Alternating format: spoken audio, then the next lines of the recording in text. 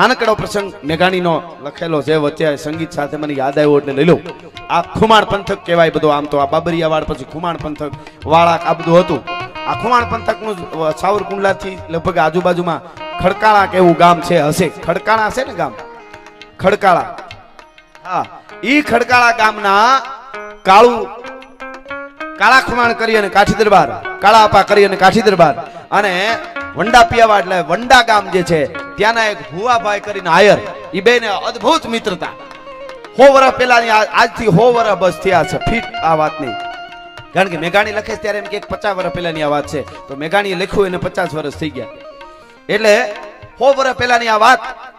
ઈ વંડાના ભુવાભાઈ કરીને આયર, ભુવા હતા કરીને આયર, ઈ આયર ને અને આ ખડકાળાના કાળા આપા ખુમાણ ને એવી મિત્રતા, એકાબીજાને ત્યાં મહેમાન થાય. મિત્ર કીજીએ મર્દ મર્દ મન દર્દ મિટાવે, મિત્ર કીજીએ મર્દ ખુશામત કરના ખાવે, મિત્ર કીજીએ મર્દ સચ કહ કર સમજાવે, મિત્ર કીજીએ મર્દ લોભ લેસ મન નવ લગે, કવિ સચ્ચી બાત પિંગલ કહે કે દેહ જાય પણ નવ ડગે. એવી બેને મિત્રતા. અને હું તો યુવાનોને કાયમના માટે કહેતો, મિત્રો કરો તો હારા કરજો, ન કરે એકલા રહેજો. માવા હારું થઈને ખિસ્સા ફાડી નાખે એવા મિત્રો કોઈ દી ન કરવા. હા, ટાણે હરકી જાય વેવલા થઈને ઉભા રહીએ, એ તો પછી આર પાર હોય. મિત્ર એટલે મિત્ર, એમાં બીજું કોઈ આવે આવવું ન જોઈએ. પછી એવી બેને મિત્રતા, એમાં બન્યું એવું મિત્રો, કાળા ખુમાણ ખડકાળા પણ દાતાર માણા મહેમાનો આવે તે એને એટલા જમાડે. આડા ફરી ફરીને મારો બાપલીઓ આવ્યો, મારો વિહામો આવ્યો, મહેમાનો વાળું ઘર, ઘણી બધી ગાયો હતી, ભેહું જમીન હતી, અને દાતાર માણસ જે આવે એને આપી દે. છેલ્લે 8 હાથીની જમીન એની પાસે રહી ખાલી, કાળા આપા ખુમાણને 8 જ હાથીની જમીન. અને મિત્રો, વખત સમય ક્યારે કેવો આવે છે એનું કાંઈ નક્કી નથી. અને દુનિયા તો સમયની છે. તમે જો અહીંયા જમણવાર છે ને, આવું ક્યાંય પણ મોટું રહોડું હોય સંજીમામાં અને જમણવાર હાલતો હોય, એ જમણવારમાં આપણા ટોપ સાહણીઓના જ્યારે મુકાતા હોય ને, ટેફલાન બધું બનાવે, એ સાહણીનો ટોપ જ્યારે ઉતારવો હોય ને ત્યારે કંદોયું હારતી આપણે બધા ઉભા હોય ને, જુવાનડાઈને બોલાવે, ધોડો ધોડો લેજો લેજો. 10 જણા ઉભા હોય, 5 જણા ઉતારતા હોય ને 5 પાસે ઉભા. જો એ લેજો લેજો, ટેકો કરજો ટેકો કરજો, ટોપ નમી ન જાય, સાહણીનો ટેકો કરજો. એ ધીરે દે નીચે ઉતારતા હોય ને, એ જોવા જેવું હોય. ઈના ઈ ટોપ બીજે દી રહોડું પૂરું થઈ જાય, મિષ્ટાન ખવાઈ જાય, વધુ ગીટુની પેટીઓ ભરાઈ જાય અને ઠાલા થઈ જાય ને, એટલે એક મજૂરી ટોપને ઊંધા નાખી અને માથે વડિયું ઘણતો હોય. ખાલી થઈ જાય એટલે દુનિયા ઊંધા નાખીને વડિયું કહે. એમાં કોઈ આ તો આ સમય જેવો છે, આ દુનિયા જેવી છે. દુનિયા તણા દો રંગના ધોખા કદી ધરશો નહીં, હાથી તણા હોદા ધરે અને ગધેડો પણ તૈયાર છે. રોતો ન હતો કાગ તું, આ તો સ્વાર્થ તણો સંસાર છે. રોતો ન હતો કાગ તું, આ તો સ્વાર્થ તણો સંસાર છે. એટલે મરદા મરદ કાઠી એક દિવસ જેને ત્યાં મહેમાનોની હિ છૂટતી હતી, ધીરે ધીરે ભેહું ઓછી થઈ ગઈ. આરક ગિરનારી અને ગાયું ભેહું થઈ ગયા, ઓછી થઈ ગઈ. જમીન 8 હાથીની રહી. દીકરાના લગ્ન આવ્યા. સમય મેં કીધું નબળો હોય ને, સામે વેવાય એમ કીધું કે આટલી વસ્તુ તમે આટલા ઘરેણાને એવું બધું કરાવી દો અને એવું બધું કરશો તો જ અમે. વાહ, ફરમાઈશું અદ્ભુત આવે છો, ખમા તમને. તો ઈ કે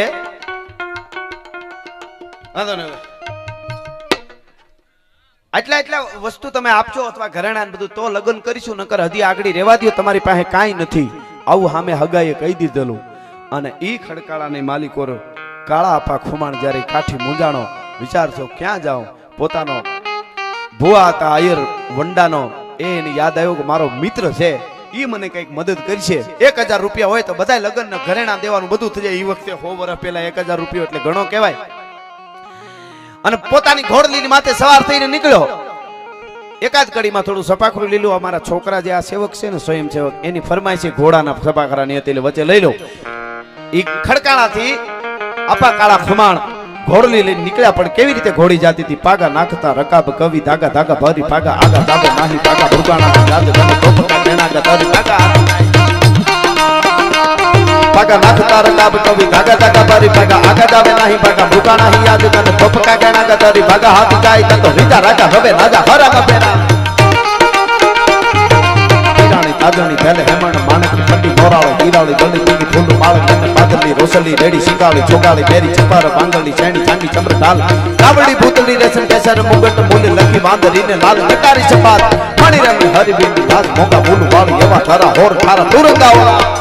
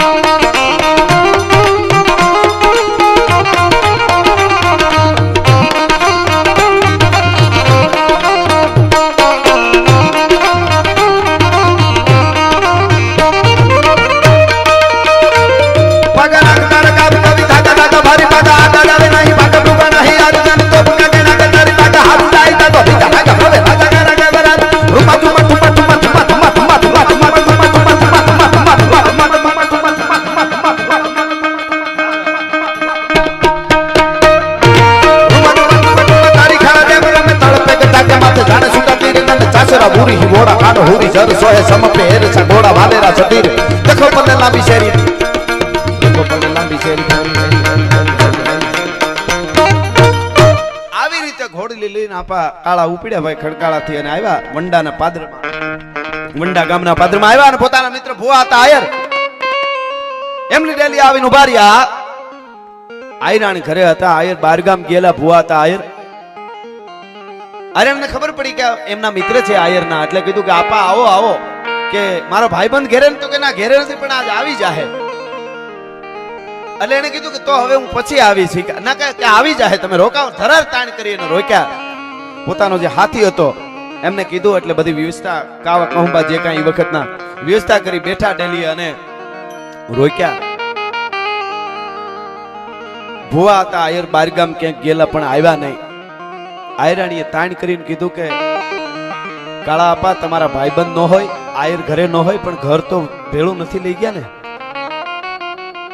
એટલે તમે જવાય ને હું તમારી બેન છું અને બેન ના સોગન છે તમે રોકાઈ જાઓ ધરા રોક્યા ટૂંકમાં વાળું કરાવ્યા હાથીને કીધું કે હારું જે ગાડલું આપણું છે મહેમાનો માટે જે કાંઈ ગાડલા રેખા હોય ચડાય એ ઢોલિયા માથે પાથરી દેજે એમનો જે હાથી હતો એમણે ગાડલું પાથરી દીધું ધરા રોક્યા એટલે એ કાળા આપા રોકાણા વંડામાં ભુવા હતા આયરને ત્યાં અને પછી હવારમાં જાવા ટાણે એને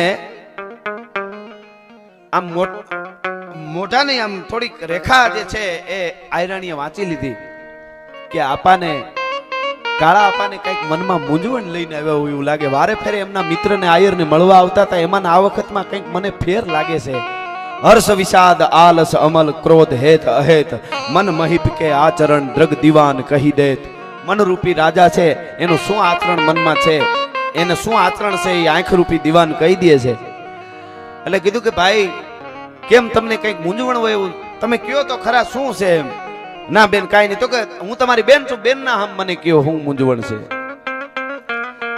એને કીધું કે મારા દીકરા લાખાના લગ્ન લેવા છે અને 1000 રૂપિયાની જરૂર છે આયરાણીએ કીધું તમે રોકાઈ જાઓ આજ આયર આવી જાહે જરૂર આયર તમને ના નહીં પાડે તમારા ભાઈબંધ છે પણ ન હોય તો થોડી ઘણી 100-200 નો હોત તો હું દઈ દેત પણ 1000 રૂપિયાની ઈ વખતે 1000 રૂપિયા એટલે અત્યારના તો 10 લાખ થાય ઈ વખતે 1000 અત્યારના 10 લાખ કારણ કે ઈ વખતે આજથી 100 વર્ષ પહેલા 1000 ની જમીન લીધી હોય કોઈ ઈ અટાણે 10 લાખમાં ન મળે હા એટલે એને કીધું કે 100-200 હતો પણ 1000 રૂપિયાની વાત છે તો આયર આવે ધરા રોકવાનું કીધું પણ પછી તો એ રોકાણા નહીં અને વયા ગયા મિત્રો બન્યું એવું જે હાથી હતો એ આ ભુવા હતા આયર હતા એમને પછવાડે જ પોતાને રહેતો હતો એ હાથી જે તળાએ ગાડલું જે મહેમાનને નાખી દીધું હાથીએ પાથરી દીધું હતું કાળા આપાને બાયુ માણસને ટેવ હોય કોઈ પણ ઘરેણા પહેરતા હોય ને એને નો આમ ઉતારે ને ગમતું ન હોય ને ઘરેણું કામકાજ કરવામાં ફાવે નહીં ને તો એ ઠેઠ તેજુરીમાં મૂકવા જવાના આળા થાય એ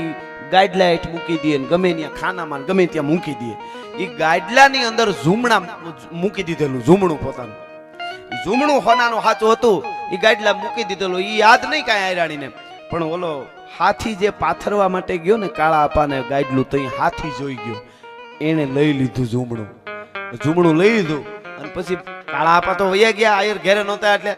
અને પછી આયરાણીને યાદ આવ્યું કે મારું ઝૂમણું ગાડલામાં હતું ને કેમ દેખાતું નથી. હાથીને વાત કરી, હાથી કે મેં તો નથી જોયું. ઈ કે મને એક શંકા છે. હાથી કે એટલે કે શું ભાઈ? તો કે કાળા આપા જે આવ્યા હતા દીકરાના લગ્ન કરવાના 1000ની જરૂર છે, ઈ તો નહીં લેતા ગયા હોય ને. અરે એવું બોલાય હાથી? મૂર્ખ તું તો કેવો છો ભાઈ? ઈ કાંઈ એવો કાળા આપા જેવો માણસ કદાચ મરી જાય તો કે પૂછ્યા વગર ઝૂમણું લઈ જાય? બેન વાત સાચી છે, પણ સમય છે, કાંઈ ન હોય તેને એમ થયું પછી પાછું કંઈક દઈ દે. પણ અટાણે ઘેરે નહોતા આયર એટલે કદાચ એને એમ થયું કે લેતો નકર જાય ક્યાં.